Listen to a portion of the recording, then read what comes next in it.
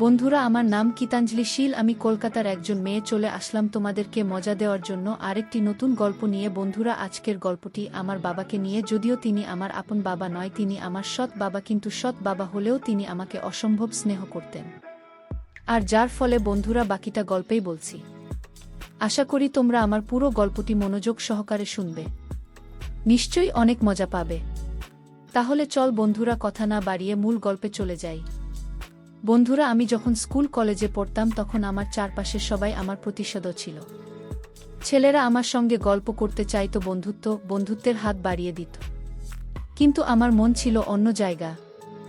আমার একটাই স্বপ্ন ছিল, পড়াশোনা করে একটা সুন্দর ক্যারিনেটার গড়া, আমার বাবা মায়ের স্বপ্ন পূরণ করা। কারণ আমি ছিলাম আমার বাবা মায়ের একমাত্র মেয়ে, তাদের সব আশা ভরসার কেন্দ্রবিন্দু। আমার বাবা শঙ্খজিৎ শীল ছিলেন আমাদের পরিবারের মেরুদণ্ড। তিনি ছিলেন একজন স্বপ্নদ্রষ্টা, যিনি আমাকে সবসময় বলতেন, গীতা, তুই যদি মন দিয়ে পড়িস তাহলে পৃথিবীতে কিছুই অসম্ভব নয়। আমার মা অর্জিতা শীল ছিলেন আমার সবচেয়ে বড় সমর্থক। তিনি আমার প্রতিটি পদক্ষেপে আমাকে উৎসাহ দিতেন। আমাদের জীবনটা ছিল সাধারণ কিন্তু সুখের। আমি পড়াশোনা মন দিয়েছিলাম, কলেজে ভালো ফলাফল করছিলাম, আর ভাবছিলাম আমার বাবা মায়ের স্বপ্ন পূরণ করব। কিন্তু জীবনের পথ কখনো সোজা থাকে না, তাই না? একদিন হঠাৎ আমাদের জীবনে একটি বড় পরিবর্তন এল। আমার বাবা আর আমাদের সঙ্গে ছিলেন না। তিনি ছিলেন আমাদের পরিবারের একমাত্র আয়ের উৎস। তার চলে যাওয়ার পর আমাদের সংসার চালানোর পথে অনেক চ্যালেঞ্জ এল। আমি আর মা দুজনেই দিশেহারা হয়ে পড়লাম। কিভাবে এগোবো, কিভাবে বাঁচব, এই প্রশ্নগুলো আমাদের মনে ঘুরপাক খাচ্ছিল। বাবার চলে যাওয়ার পর আমাদের জীবন একটা শূন্যতা নেমে এল। আমি তখনও কলেজে পড়ি, কিন্তু পড়াশোনার পাশাপাশি আমাকে আর মাকে ভাবতে হচ্ছিল কিভাবে আমরা টিকে থাকব। আমার মা তখনও শোকে ভেঙে পড়েছিলেন। আমি তাকে সান্ত্বনা দেওয়ার চেষ্টা করতাম, কিন্তু আমার নিজের মনের ভেতরও একটা ঝড় বয়ে যাচ্ছিল। আমার স্বপ্ন, আমার লক্ষ্য সবকিছুই যেন ঝাপসা হয়ে আসছিল। এই সময় আমার নানা ভাই, যিনি আমাদের পরিবারের একজন শুভাকাঙ্ক্ষী, আমাদের জন্য একটা বড় সিদ্ধান্ত নিলেন। তিনি ভাবলেন আমার মাকে পুনরায় বিয়ে দেওয়া উচিত। তার যুক্তি ছিল, আমি একটা মেয়ে, যদি আমার বিয়ে হয়ে অন্য জায়গায় চলে যাই তাহলে মা একা হয়ে যাবেন, মায়ের বাকি জীবনটা কিভাবে কাটবে। এই চিন্তা থেকেই তিনি আমার মায়ের জন্য একজন উপযুক্ত পাত্র খুঁজতে শুরু করলেন। নানা ভাইয়ের পরিচয় আমরা জানতে পারলাম। গৌরনীল মজুমদারের কথা। তিনি ছিলেন গঞ্জের একজন নামকরা ব্যবসায়ী। তার প্রথম স্ত্রী আর বেঁচে ছিলেন না, আর তার একমাত্র ছেলে রুশীল মজুমদারের সঙ্গে তিনি জীবন কাটাচ্ছিলেন। নানা ভাইয়ের মাধ্যমে সবকিছু ঠিকঠাক হয়ে গেল, আর আমার মা গৌরনীলের সঙ্গে বিয়ে করলেন। আমি প্রথমে নানার বাড়িতেই ছিলাম, কিন্তু মাকে ছাড়া আমার খুব কষ্ট হচ্ছিল। তাই আমি সিদ্ধান্ত নিলাম, আমি মায়ের কাছে চলে যাব। গৌরনীল আমার সৎ বাবা। প্রথম দেখাতেই খুব ভালো মানুষ মনে হলেন। তিনি আমাকে খুব স্নেহ করতেন, একেবারেই নিজের মেয়ের মতো। আমার মা তারই আচরণে খুব খুশি হলেন। আমিও ভাবলাম, বাবাকে হারানোর পর হয়তো আমি আবার একজন বাবার ভালোবাসা পেলাম। কিন্তু কয়েকদিন যাবার পর আমার মনে একটা অদ্ভুত অনুভূতি জন্ম নিল। আমার সৎ বাবার কথাবার্তা, তার আচরণ, কিছু একটা যেন ঠিক লাগছিল না। আমি লক্ষ্য করলাম, মা যখন বাড়িতে থাকতেন না তখন গৌরনীল আমার সঙ্গে বেশি করে গল্প করতে চাইতেন। তার কথায় একটা আলাদা ভাব ছিল যা আমার কাছে রহস্যময় মনে হতো। আমার মনের ভেতর একটা প্রশ্ন জাগতে শুরু করলো, এই আচরণের পেছনে কি লুকিয়ে আছে? তিনি কি আমাকে সত্যিই নিজের মেয়ের মতো ভালোবাসেন, নাকি এর পেছনে অন্য কিছু আছে? বন্ধুরা, আমার মনের মধ্যে বারবার এমন প্রশ্ন ঘুরপাক খাচ্ছিল। বন্ধুরা, নতুন বাড়িতে এসে আমার জীবনটা যেন একটা নতুন মোড় নিয়েছিল। গৌরনীর, আমার সৎ বাবা, আমাকে সত্যিই অনেক স্নেহ করতেন। তিনি আমার পড়াশোনার খোঁজখবর নিতেন, আমার ভবিষ্যৎ নিয়ে কথা বলতেন। মাঝে মাঝে তিনি আমাকে বলতেন, কৃতা, তুই যদি মন দিয়ে এগোস তাহলে তোর স্বপ্নগুলো অবশ্যই পূরণ হবে। তার কথায় আমার বাবার কথা মনে পড়ে যেত, কিন্তু তবুও তার কথাবার্তায় কিছু একটা ছিল যা আমার মনে একটা প্রশ্ন তৈরি করছিল। আমার সৎ ভাই রুশীলের সঙ্গে আমার তেমন কথা হতো না। সে বেশিরভাগ সময় বাইরে থাকত, বন্ধুদের সঙ্গে সময় কাটাত। রুশীলের বয়স আমার থেকে একটু বেশি, কিন্তু তার জীবনযাত্রা আমার কাছে বেশ উদাসীন মনে হতো। সে পড়াশোনায় তেমন মনোযোগী ছিল না, আর গৌরনীল প্রায়ই তার উপর বিরক্ত হতেন। আমি লক্ষ্য করেছিলাম গৌড় নীল রুশিলের ব্যাপারে আমার কাছে মাঝে মাঝে অভিযোগ করতেন ক্রেতা ওর মধ্যে কোনো দায়িত্ববোধ নেই। তিনি বলতেন আমি শুধু মাথা নেড়ে সম্মতি জানাতাম। কিন্তু মনে মনে ভাবতাম এটা কি আমার জানা দরকার। একদিন সকালে মা যখন বাজারে গিয়েছিলেন গৌরনীল আমাকে ডেকে বললেন, কৃতা একটু বস, তোর সঙ্গে কিছু কথা আছে। আমার মনটা একটু অস্থির হলো। তার গলার স্বরে একটা গাম্ভীর্য ছিল যা আমাকে ভাবিয়ে তুলল। আমি চুপচাপ বসলাম। তিনি বলতে শুরু করলেন, তুই তো জানিস আমি তোকে আমার নিজের মেয়ের মতোই ভালোবাসি। কিন্তু আমার মনে একটা চিন্তা কাজ করে আমি চুপ করে তার দিকে তাকিয়ে রইলাম। মনে মনে ভাবছিলাম এবার কি বলতে চান তিনি। গৌরনীল একটু থামলেন। তারপর বললেন, আমার জীবনে অনেক কিছু আছে, টাকা, সম্পত্তি, ব্যবসা। কিন্তু আমার পরে এগুলো কে দেখবে? রুশিল তো এসব বোঝে না। তার কথা শুনে আমার মনে একটা প্রশ্ন জাগল, তিনি কি আমার কাছে কিছু আশা করছেন? আমি শান্ত গলায় বললাম, বাবা আমি তো এখনো পড়াশোনা করছি, আমি কিভাবে এসব বুঝব? তিনি হাসলেন, কিন্তু সেই হাসিতে কিছু একটা যেন রহস্যময় ছিল। এরপর থেকে আমি আরও বেশি সতর্ক হয়ে গেলাম। গৌরনীল যখনই আমার সঙ্গে গল্প করতেন আমি লক্ষ্য করতাম তার কথার মধ্যে একটা গভীরতা থাকত। তিনি আমার ভবিষ্যৎ নিয়ে কথা বলতেন, কিন্তু মাঝে মাঝে তার প্রশ্নগুলো আমার কাছে অদ্ভুত লাগত। একদিন তিনি আমাকে জিজ্ঞেস করলেন, কিতা, তুই কি কখনো ভেবেছিস তোর জীবনে একটা বড় দায়িত্ব নিতে হবে? আমি অবাক হয়ে গেলাম। এটা কি ধরনের প্রশ্ন? আমার মনে একটা সন্দেহ ক্রমশ বাড়তে শুরু করল। গৌরনীলের কথাবার্তা, তার আচরণ, সব কিছুই যেন আমাকে কিছু একটা বলতে চাইছে, কিন্তু আমি ঠিক বুঝে উঠতে পারছিলাম না। আমি মাকে এসব কথা বলতে চাইলাম, কিন্তু ভাবলাম এটা হয়তো মায়ের মনে অস্বস্তি তৈরি করবে। তিনি তো গৌরনীর উপর খুব ভরসা করেন। আমি ঠিক করলাম আমি নিজেই এই রহস্যের জট খুলব। একদিন বিকেলে আমি বাড়ির ছাদে বসে ভাবছিলাম। গৌরনীল তখন বাড়িতে ছিলেন না। আমার মনের মধ্যে অনেক প্রশ্ন ঘুরপাকার ছিল। তিনি কি সত্যিই আমাকে নিজের মেয়ের মতো ভালোবাসেন, নাকি তার মনে অন্য কিছু চলছে? আমি ঠিক করলাম আমাকে আরও কাছ থেকে তার আচরণ লক্ষ্য করতে হবে। আমি জানতে চাই তার এই আচরণের পেছনে আসল সত্যটা কি। সেদিন রাতে খাওয়ার টেবিলে গৌরনীল আবার আমার দিকে তাকিয়ে হাসি হাসলেন। সেই হাসিতে যেন কিছু একটা রহস্য ছিল। আমার মন বলছিল হয়তো কিছু দিনের মধ্যেই বড় একটা ঘটনা ঘটতে চলেছে। আমি নিজেকে প্রস্তুত করলাম, কিন্তু মনে মনে একটা প্রশ্ন কাজ করছিল। বন্ধুরা, আমার সৎ বাবা গৌরনীলের আচরণ আমার মনে ক্রমশ বড় হয়ে উঠছিল। একটা প্রশ্ন চিহ্ন। তার কথাবার্তায় যেন কিছু একটা লুকিয়ে ছিল যা আমি ঠিক ধরতে পারছিলাম না। আমি ঠিক করলাম আমাকে আরও সতর্ক হতে হবে। তার কথা, তার আচরণ, সব কিছু আমি মন দিয়ে লক্ষ্য করব। কিন্তু এই সবের মধ্যে আমার মায়ের সঙ্গে আমার সম্পর্কটা যেন ক্রমশ জটিল হয়ে উঠছিল। আমি মাকে কিছু বলতে চাইতাম, কিন্তু ভাবলাম এটা হয়তো মায়ের মনে অস্বস্তি তৈরি করবে। একদিন সকালে আমি কলেজ থেকে ফিরে দেখি গৌরনীর বাড়িতে একা। মা কোথায় গিয়েছিলেন, আর রুশিল তো বেশিরভাগ সময় বাইরে থাকে। গৌরনীল আমাকে দেখে হাসলেন। ক্রেতা, কলেজ কেমন চলছে? তুই তো খুব ভালো ছাত্রী, তাই না? আমি হালকা হেসে বললাম, হ্যাঁ বাবা, চেষ্টা করছি। কিন্তু তার হাসির মধ্যে আবার সেই রহস্যময় ভাবটা আমার চোখে পড়ল। আমি দ্রুত নিজের ঘরে চলে গেলাম। দিনগুলো এভাবেই যাচ্ছিল। আমি পড়াশোনায় মন দিতে চাইতাম, কিন্তু মনের মধ্যে একটা প্রশ্ন কাজ করত। গৌরনীল যখনই আমার সঙ্গে কথা বলতেন তার কথায় একটা গভীর উদ্দেশ্য লুকিয়ে থাকত বলে মনে হতো। একদিন তিনি আমাকে বললেন, ক্রেতা, তুই তো খুব বুদ্ধিমান মেয়ে। আমার মনে হয় তুই আমাদের পরিবারের জন্য অনেক কিছু করতে পারিস। আমি একটু অবাক হয়ে জিজ্ঞেস করলাম, মানে কি বাবা? তিনি শুধু হাসলেন আর কিছু বললেন না। এই ঘটনার পর আমি আরও বেশি চিন্তিত হয়ে পড়লাম। আমার মনে হচ্ছিল গৌরনীল আমার কাছে কিছু একটা আশা করছেন, কিন্তু সেটা ঠিক কি তা আমি বুঝতে পারছিলাম না। আমি ঠিক করলাম আমাকে রুশিলের সঙ্গে কথা বলতে হবে। হয়তো সেই কিছু জানে। একদিন বিকেলে যখন রুশির বাড়িতে ফিরল, আমি তাকে একা পেয়ে বললাম, রসিল, আমার সঙ্গে একটু কথা বলবি? সে একটু অবাক হয়ে বলল, কি ব্যাপার কিতা? রুশিলের সঙ্গে আমার তেমন ঘনিষ্ঠতা ছিল না, তাই আমি সরাসরি প্রশ্ন করতে দ্বিধা করছিলাম। কিন্তু আমি সাহস করে বললাম, তোর বাবা কি সবসময় এমনই ছিলেন? মানে তিনি কি সবার সঙ্গে এমন গভীর কথা বলেন? রুশিল হাসল, কিন্তু তার হাসিতে একটা উদাসীন ভাব ছিল। সে বলল, বাবা তো সব সময় একটু বেশি চিন্তা করেন। তুই চিন্তা করিস না, ওটা ওনার স্বভাব। কিন্তু তার কথায় আমার মনের প্রশ্ন কমল না।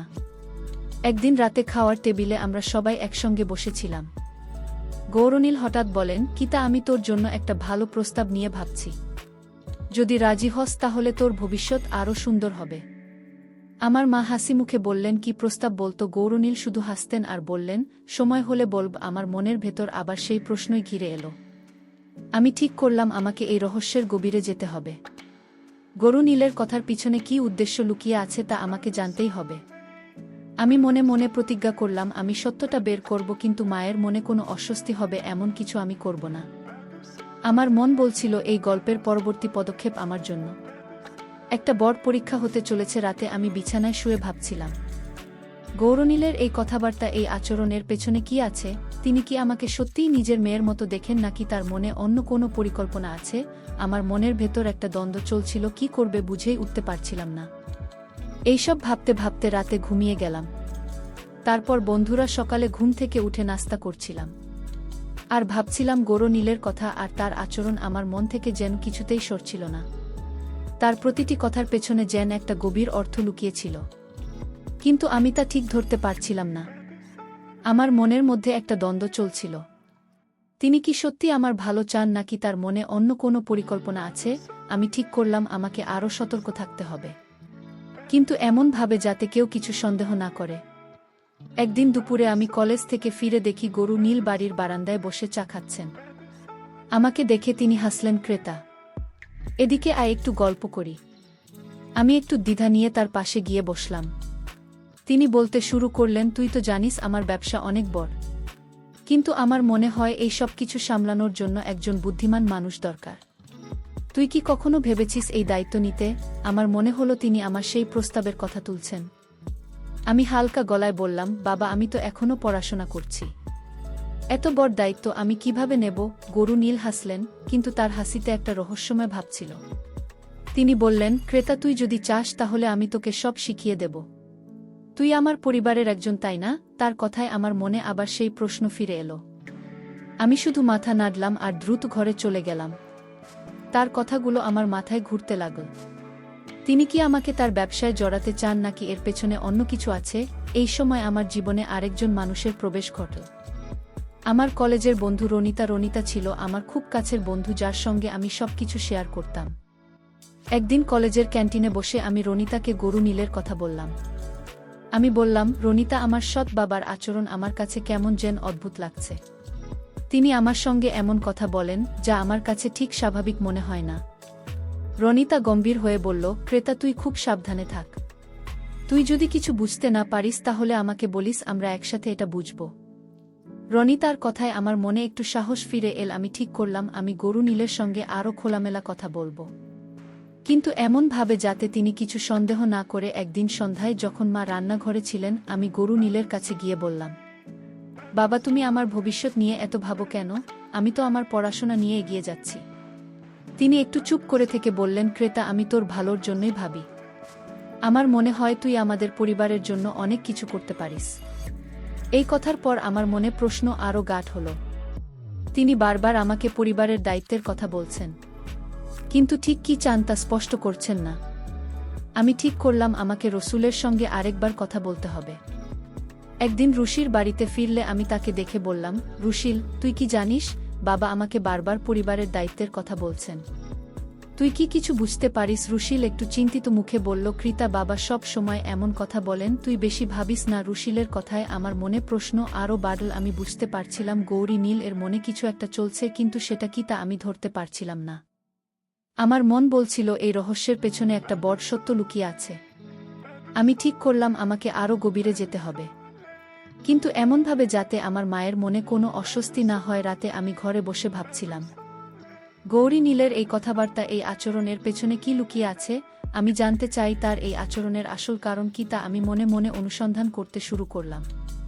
বন্ধুরা, বাবা গৌরনীলের কথা আর আচরণ আমার মনের মধ্যে একটা গভীর প্রশ্ন তৈরি করছিল। তার প্রতিটি কথায় যেন একটা লুকোনো উদ্দেশ্য ছিল, কিন্তু আমি তা ঠিক ধরতে পারছিলাম না। আমি ঠিক করলাম আমাকে আরও সাহসী হতে হবে।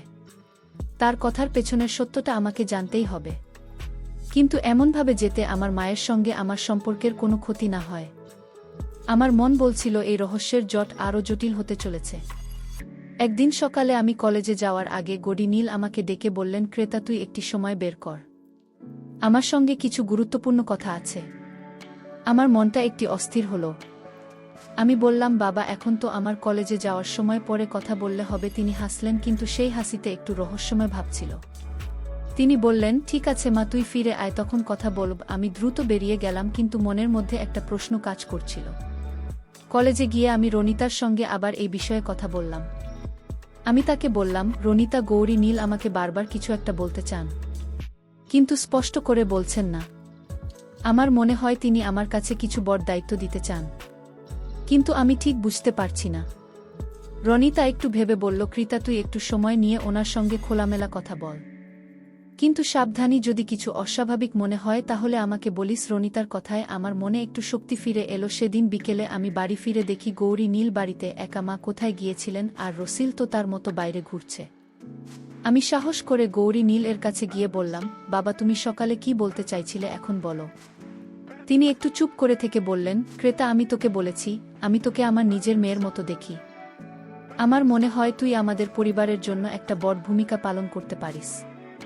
আমি জিজ্ঞেস করলাম, কি ধরনের ভূমিকা বাবা? গৌরী নীলে একটু থামলেন, তারপর বললেন, আমার ব্যবসা, আমার সম্পত্তি, এগুলোর দায়িত্ব কারো উপর দিতে হবে। রুশিল তো এসব বোঝে না। আমি ভাবছি তুই যদি এই দায়িত্ব নিস তাহলে আমাদের পরিবারের ভবিষ্যৎ নিরাপদ হবে। আমি অবাক হয়ে গেলাম। আমি একজন কলেজের ছাত্রী, এত বড় দায়িত্ব আমি কিভাবে নেব? আমি বললাম, বাবা, আমি তো এখনো এত কিছু বুঝি না, আমার পড়াশোনা শেষ করতে দাও। তিনি হাসলেন আর বললেন, ঠিক আছে মা, তুই ভাবিস। এই কথোপকথনের পর আমার মনে আরও প্রশ্ন জমা হলো। গৌরনীল কি সত্যিই আমাকে তার ব্যবসার দায়িত্ব দিতে চান, নাকি এর পেছনে অন্য কিছু আছে? আমি ঠিক করলাম আমাকে আরও গভীরে যেতে হবে। আমি রুশিলের সঙ্গে আরেকবার কথা বলার চেষ্টা করলাম। সেদিন রাতে রুশিল বাড়ি ফিরলে আমি তাকে বললাম, রসিল, বাবা আমাকে তার ব্যবসার দায়িত্ব নেওয়ার কথা বলছেন। তুই কি এটা নিয়ে কিছু জানিস? রুশিল একটু অবাক হয়ে বলল, ক্রেতা, বাবা সব সময় এমন বড় বড় কথা বলেন, তুই বেশি চিন্তা করিস না। রুশিলের কথায় আমার মনের প্রশ্ন কমল না, বরং আরও বাড়ল। আমি ভাবলাম রসিল হয়তো কিছু জানে কিন্তু বলতে চাইছে না। আমি ঠিক করলাম আমাকে গৌড় নীলের কথা আরও মনোযোগ দিয়ে শুনতে হবে। তার প্রতিটি কথা, প্রতিটি আচরণ, সবকিছু আমাকে খুঁটিয়ে দেখতে হবে। আমার মন বলছিল এই গল্পের পরবর্তী অধ্যায়ে কিছু বড় সত্য উন্মোচিত হতে চলেছে। রাতে আমি ঘরে বসে ভাবছিলাম, গৌরনীলের এই প্রস্তাবের পেছনে আসল উদ্দেশ্য কি? তিনি কি সত্যিই আমাকে তার পরিবারের ভবিষ্যৎ হিসেবে দেখেন, নাকি এর পেছনে অন্য কোনো পরিকল্পনা লুকিয়ে আছে? আমার মনের ভিতরে একটা দ্বন্দ্ব চলছিল। আমি জানি না এই দ্বন্দ্বের শেষ কোথায়। বন্ধুরা, একদিন সকালে আমি কলেজে যাওয়ার আগে গৌরনীল আমাকে ডেকে বললেন, কিতা, তুই কি আমার কথাটা ভেবেছিস? আমি তোকে আমার ব্যবসার কিছু দায়িত্ব দিতে চাই। আমি একটু ইতস্তত করে বললাম, বাবা, আমি তো এখনো পড়াশোনা করছি, এত বড় দায়িত্ব আমি কিভাবে নেব?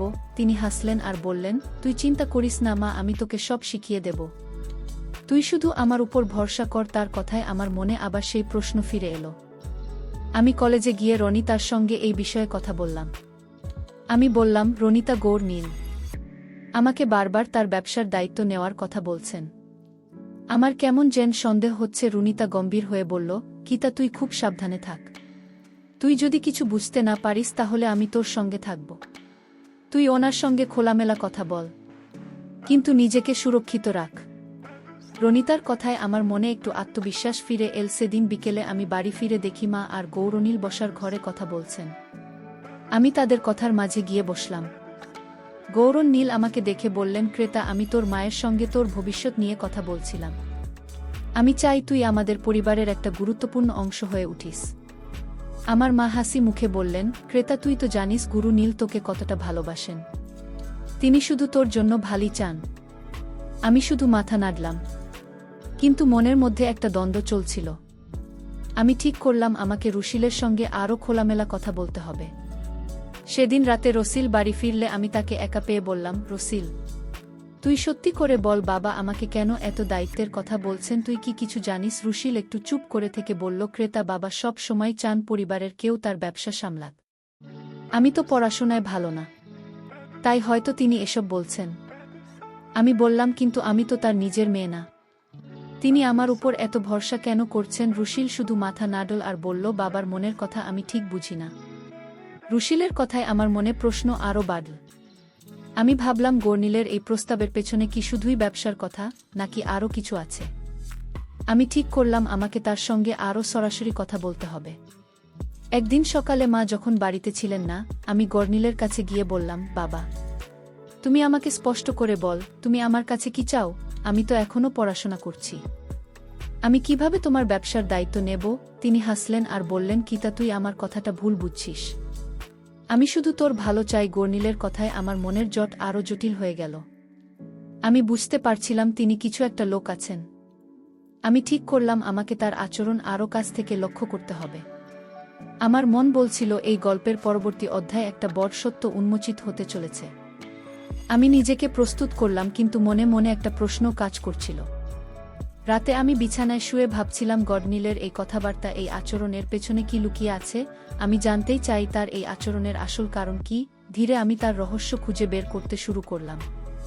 বন্ধুরা, একদিন দুপুরে বাড়িতে শুধু আমি আর গর্নিল ছিলাম। মা কোথায় গিয়েছিলেন আর রসির বাইরে তার বন্ধুদের সঙ্গে সময় কাটাচ্ছিল। আমি সাহস করে গর্নিলের কাছে গিয়ে বললাম, বাবা, তুমি আমাকে বারবার ব্যবসার দায়িত্ব নেওয়ার কথা বলছো, কিন্তু আমি তো এখনো পড়াশোনা করছি। তুমি ঠিক কি চাও আমার কাছে স্পষ্ট করে বলো। তিনি একটু চুপ করে থেকে হাসলেন। তারপর বললেন, ক্রেতা, তুই আমার কথাটা ভুল বুঝছিস।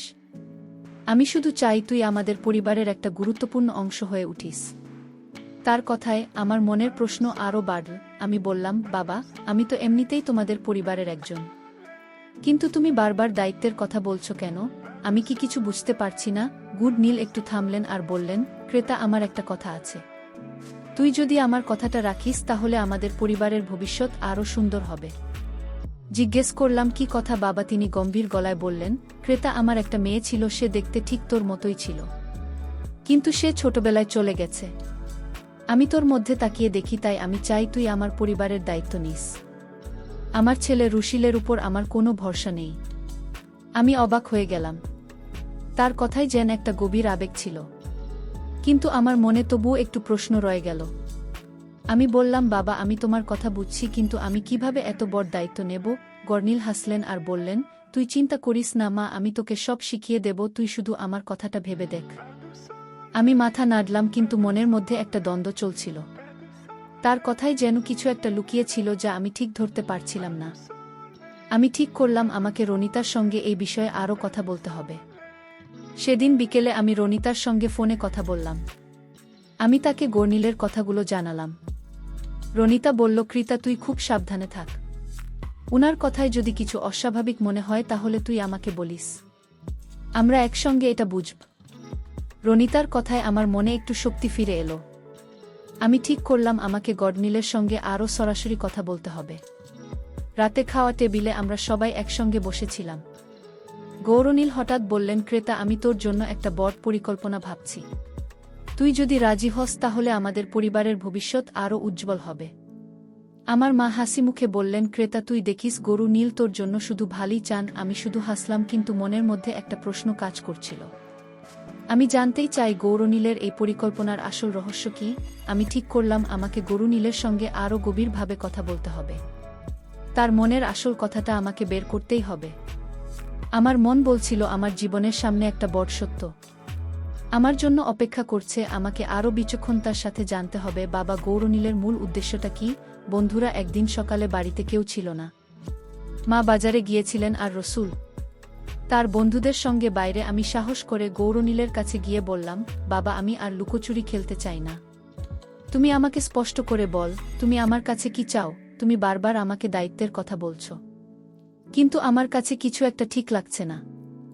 আমার গলায় একটা দৃঢ়তা ছিল যা তিনি আগে কখনো শোনেননি। গৌরনীলে একটু চুপ করে থেকে গভীর নিঃশ্বাস ফেললেন। তারপর বললেন, ক্রেতা, তুই ঠিকই ধরেছিস। আমি তোর কাছে কিছু লুকিয়েছি। আমি তোকে সত্যিটা বলতে চাই। আমি বললাম, বল বাবা, আমি শুনতে প্রস্তুত। তিনি গম্ভীর গলায় বলতে শুরু করলেন, আমার একটা মেয়ে ছিল যে দেখতে ঠিক তোর মতোই ছিল। সে যখন 5 বছরের ছিল তখন সে চলে গেছে। আমি তোর মধ্যে তাকে দেখি, আর তাই তোর প্রতি আমার এত টান। তিনি থামলেন। তারপর বললেন, কিন্তু এটা শুধু আমার মেয়ের কথা না। আমার ছেলে রসিলের উপর আমার কোনো ভরসা নেই। সে পড়াশোনায় মন দেয়নি, আর তার কিছু অসঙ্গত অভ্যাস আছে। আমি জানি আমার মৃত্যুর পর আমার সম্পত্তি আর ব্যবসা রুশিলের হাতে নিরাপদ থাকবে না। তাই আমি চাই তুই আমার পরিবারের দায়িত্ব নিস। আমি অবাক হয়ে তাকিয়ে রইলাম। এটা কি তার আসল উদ্দেশ্য? গরুনীল আরও বললেন, ক্রেতা, আমি চাই তুই রুশিলের দায়িত্ব নিস। তুই যদি রুশিলের সঙ্গে একটা সম্পর্ক গড়ে তুলিস, তাহলে আমার সম্পত্তি আর পরিবার নিরাপদ থাকবে। তুই বুদ্ধিমান, দায়িত্বশীল। আমি তোকে আমার নিজের মেয়ের মতো দেখি, আর তাই এই প্রস্তাব দিচ্ছি। আমার মাথা ঘুরে গেল। আমি বললাম, বাবা, আমি তোমাকে নিজের বাবার মতো শ্রদ্ধা করি, কিন্তু এটা আমার জন্য খুব বড় সিদ্ধান্ত। আমাকে ভাবতে সময় দাও। আমি ঘরে এসে বিছানায় বসে ভাবতে লাগলাম। গরুনীলের এই প্রস্তাব আমাকে পুরোপুরি অবাক করে দিয়েছিল। আমি রনিতার সঙ্গে ফোন কথা বললাম। আমি তাকে সব খুলে বললাম। রনিতা বলল, কৃতা, তুই খুব সাবধানী সিদ্ধান্ত নে, এটা তোর জীবনের ব্যাপার। তুই যা করবি আমি তোর পাশে আছি। রনিতার কথায় আমার মনে একটু শান্তি ফিরে এলো, কিন্তু আমি জানতাম এই সিদ্ধান্ত আমার জীবনের দিক বদলে দেবে। কয়েকদিন পর আমি গৌরনীলের সঙ্গে আবার কথা বললাম। আমি বললাম, বাবা, আমি তোমার কথা ভেবেছি। আমি তোমাকে নিজের বাবার মতো শ্রদ্ধা করি, আর তোমার ইচ্ছা পূরণ করতে চাই। আমি রুশিলের দায়িত্ব নেব, কিন্তু আমার শর্তে আমি চাই রুশিল নিজেকে উন্নত করুক। আমি তাকে সাহায্য করব, কিন্তু আমার পড়াশোনা আর ক্যারিয়ার ও আমার কাছে গুরুত্বপূর্ণ। গরুনীল হাসলেন আর বললেন, কিতা, তুই আমার মেয়ের মতোই, আমি তোর উপর ভরসা করি। কিছুদিন পর আমি রুশিলের সঙ্গে একটা সম্পর্ক শুরু করলাম। আমি প্রথমে গৌরনীলকে ভুল বুঝেছিলাম। তার কথাবার্তা আর আচরণ আমার কিছু অদ্ভুত লাগলেও শেষ পর্যন্ত আমি বুঝলাম তিনি আমার জন্য শুধু ভালোই চেয়েছিলেন। তিনি আমাকে তার হারানো মেয়ের ছায়া হিসেবে দেখতেন, আর আমার মধ্যে তার পরিবারের ভবিষ্যৎ দেখেছিলেন। আমি রুশিলকে সঠিক পথে ফিরিয়ে আনার চেষ্টা শুরু করলাম, আর গৌরনীলের ব্যবসার দায়িত্ব ধীরে ধীরে নিতে শুরু করলাম। বন্ধুরা, সবশেষে আমি তোমাদেরকে বলতে চাই, আমরা অনেক সময় মানুষের আচরণ ভুল বুঝে ফেলি, কিন্তু ধৈর্য আর খোলা মনে কথা বললে আমরা হয়তো সত্যটা বুঝতে পারি। সব সৎ বাবা এক হয় না। কেউ কেউ আমাদের আপন বাবার চেয়েও বেশি ভালোবাসতে পারেন। সবই হচ্ছে সৃষ্টিকর্তার প্রদত্ত ভাগ্যের খেলা। বন্ধুরা, গল্পটি যদি তোমাদের ভালো লাগে তাহলে লাইক, শেয়ার এবং সাবস্ক্রাইব করতে ভুলবে না। আমরা তোমাদের সবাইকে অসংখ্য ধন্যবাদ এতক্ষণ ধৈর্য ধরে গল্পটি শোনার জন্য।